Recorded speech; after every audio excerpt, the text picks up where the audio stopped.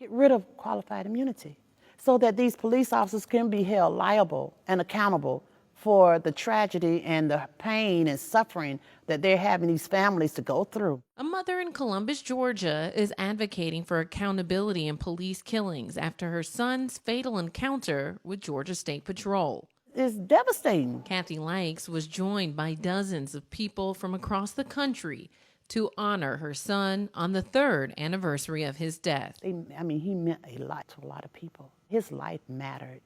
Jarvis Scott Lykes' life mattered. Jarvis Lykes, a 35-year-old father of 4, was killed December 29th in 2017 during a traffic stop. When will we get justice? Georgia State Trooper Michael Nolan, who was on the force for 3 years, was cleared of any criminal wrongdoing after a grand jury decided to not indict the officer. It's a difference if you don't know who could have caused someone's tragic murder, but you know who did this.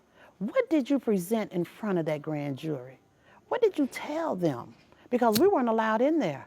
So we don't know what you said. Kathy says former DA Julia Slater and the city of Columbus both have a history of letting officers off.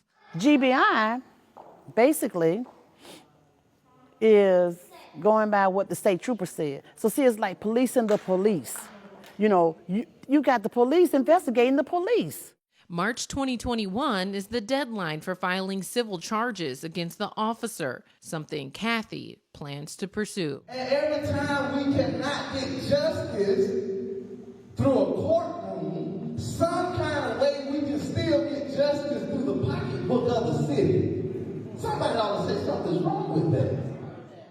Even if she wins the civil suit, Kathy says there's a void that will never be filled.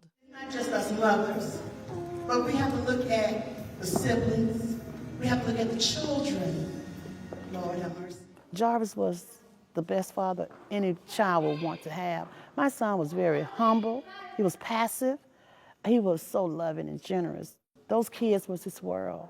And he worked hard to provide the best he could for those children. And those children to this day are still having to deal with that scar, that wound. Since the grand jury hearing for the death of Jarvis Lykes, the city of Columbus has elected new leadership, including a new district attorney. You know, we have a new chief of police now.